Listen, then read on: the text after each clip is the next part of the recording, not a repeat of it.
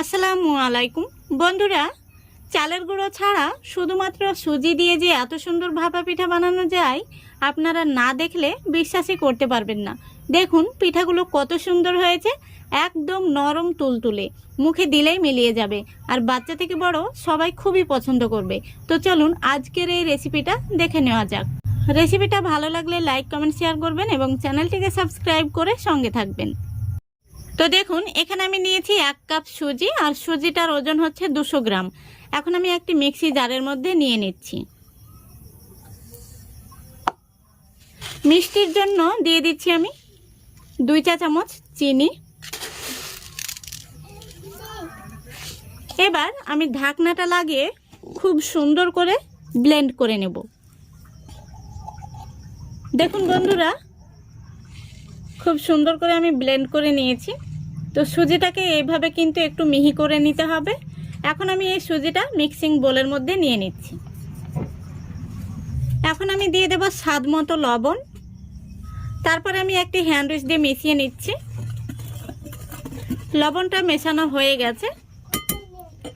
এখন আমি এখানে নিয়েছি 1 কাপ দুধ। তো বন্ধুরা, এখন আমি এই দুধটা অল্প অল্প করে দিয়ে একটি ব্যাটার তৈরি করে নেব। এখানে আপনারা চাইলে দুধের পরিবর্তে জল দিয়েও কিন্তু ব্যাটারটা তৈরি করে নিতে পারেন, তবে দুধ দিয়ে বানালে এই পিঠার টেস্ট দারুণ হবে। তো বন্ধুরা, এই ভাপা পিঠার ব্যাটারটা কিন্তু একটু ঘন করেই বানাতে হবে, খুব বেশি পাতলা করলে কিন্তু হবে না। তো দেখুন বন্ধুরা, ব্যাটারটা আমি তৈরি করে নিয়েছি। এখন আমি ব্যাটারটা ঢাকা দিয়ে রেস্টে রেখে দেব 10 মিনিটের জন্য। এখানে আমি 1 কাপ দুধ নিয়েছিলাম, তার মধ্যে দেখতেই পাচ্ছেন 4 ভাগের 1 ভাগ রয়ে গেছে। তো বন্ধুরা, আমি এখন এই 10 মিনিটের ফাঁকে বাটিগুলোকে রেডি করে নেব। বাটির মধ্যে দিয়ে দিচ্ছি সামান্য পরিমাণে সাদা তেল। এখন আমি একটি ব্রাশ দিয়ে খুব ভালো করে লাগিয়ে নেব। আপনাদের হাতের কাছে ব্রাশ না থাকলে আপনারা হাত দিয়ে খুব ভালো করে বাটির মধ্যে তেলটা মাখিয়ে নেবেন। তো বন্ধুরা দেখুন, আমি খুব সুন্দর করে বাটিগুলোর মধ্যে তেল ব্রাশ করে নিয়েছি। এখন আমি এই পিঠার জন্য নারকেলের পুরটা বানিয়ে নেব। তো দেখুন, গ্যাসটা অন করে আমি একটি কড়াই বসিয়ে দিয়েছি। এখন আমি কড়াইতে দিয়ে দিচ্ছি 1 বাটি কোরানো নারকেল। তারপরে দিয়ে দিচ্ছি একই বাটির মাপ করে হাফ বাটি খেজুর গুড়। তো বন্ধুরা, আপনারা চাইলে পাটালি গুঁড়ো ব্যবহার করতে পারেন। এখন আমি নাড়াচাড়া করে খুব ভালো করে মিশিয়ে নেব। দেখতেই পাচ্ছেন খুব সুন্দরভাবে কিন্তু গুড়টা মেল্ট হয়ে গেছে। এখন এইভাবে কিছুক্ষণ নাড়াচাড়া করে নারকেল আর গুড় থেকে যে জলটা বেরিয়েছে সেটা শুকিয়ে নিতে হবে। দেখুন বন্ধুরা, আমাদের পুরটা কিন্তু একদম রেডি হয়ে গেছে। এখন আমি গ্যাসটা অফ করে দিচ্ছি। এবার পুরটাকে আমি নামিয়ে ঠান্ডা করে নেব। তো বন্ধুরা, এদিকে 10 মিনিট হয়ে গেছে।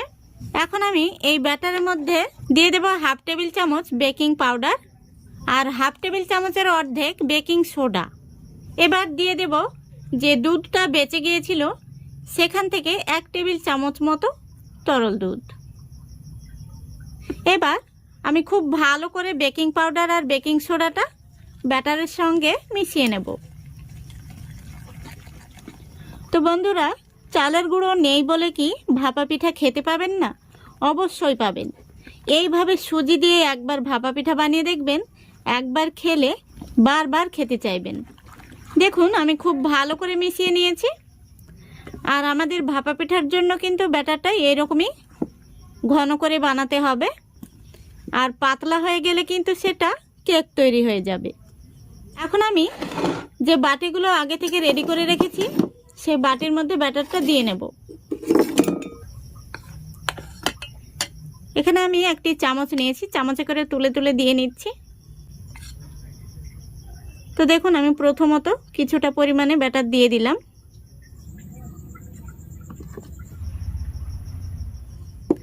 দেখুন সবগুলো বাটিতে আমি কিছুটা পরিমাণ করে ব্যাটার দিয়ে নিয়েছি।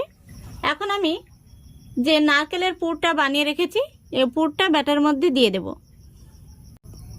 এইভাবে পিঠার মাঝখানটায় দিয়ে দিতে হবে।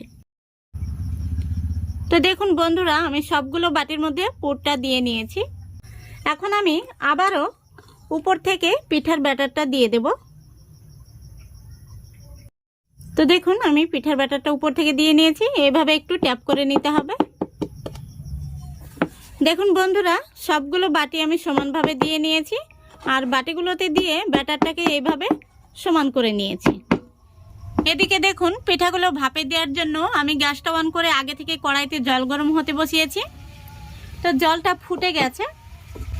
এখন আমি এই কড়াইয়ের উপরে একটি ঝাঁঝরি থালা দিয়ে দিচ্ছি।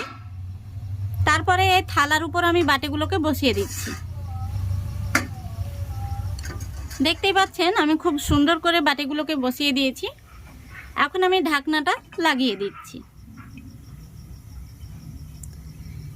এবার আমি গ্যাসের ফ্লেমটা মিডিয়াম আর হাইয়ের মাঝামাঝিতে রেখে পুরো 5 মিনিট জাল করে নেব। তো বন্ধুরা, এই পিঠাগুলো হতে খুব বেশি সময় লাগবে না, 5 মিনিট জাল করলে কিন্তু পিঠাগুলো হয়ে যাবে। দেখুন বন্ধুরা, 5 মিনিট হয়ে গেছে, আর পিঠাগুলো দেখেই কিন্তু বোঝা যাচ্ছে খুব সুন্দরভাবে হয়ে গেছে। তবুও আমি একটি কাঠি দিয়ে আপনাদের দেখিয়ে দিচ্ছি।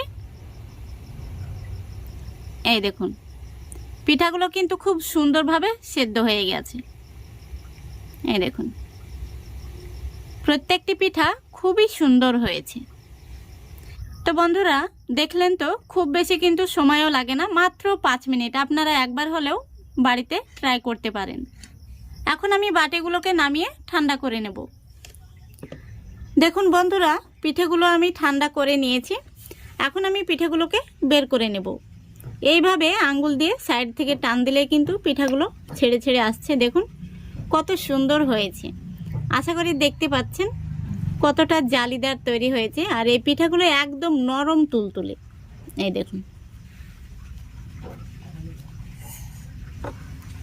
এখন আমি পিঠার উপরে দিয়ে দিচ্ছি খেজুর গুড়, হালকা করে দিয়ে দিচ্ছি। দেখতেই পাচ্ছেন পিঠার উপরে এই মাঝখানটাতে দিয়ে দিতে হবে, আর ভেতরটা কিন্তু একটু ফেটে ফেটে গেছে, আর এই ফাটা দিয়ে কিন্তু গুড়টা ভেতর পর্যন্ত চলে যাবে, আর পিঠাগুলো খেতেও ভীষণ ভালো লাগবে। এখন আমি উপর থেকে কিছু বাদাম কুচি দিয়ে দিচ্ছি। তো বন্ধুরা দেখুন পিঠাগুলো দেখতে কত সুন্দর হয়েছে। দেখতে যেমন সুন্দর, এই পিঠাগুলো খেতেও কিন্তু দারুণ মজার। একবার হলেও বাড়িতে আপনারা বানিয়ে দেখবেন, একবার খেলে এই পিঠাগুলো আপনারা রোজ বানাতে চাইবেন। দেখুন পিঠাটা কতটা নরম তুলতুলে আর স্পঞ্জি তৈরি হয়েছে। আমি একটি পিঠা ভেতর থেকে ভেঙে দেখিয়ে দিচ্ছি। দেখুন এই দেখুন কত সুন্দর হয়েছে। তো বন্ধুরা আশা করছি আজকের এই রেসিপিটা আপনাদের ভালো লেগেছে। যদি ভালো লেগে থাকে অবশ্যই লাইক কমেন্ট শেয়ার করে দেবেন এবং চ্যানেলটিকে সাবস্ক্রাইব করে পাশে থাকবেন। আজকের মতো এখানেই বিদায় নিচ্ছি। সবাই ভালো থাকবেন, সুস্থ থাকবেন। খোদা হাফেজ।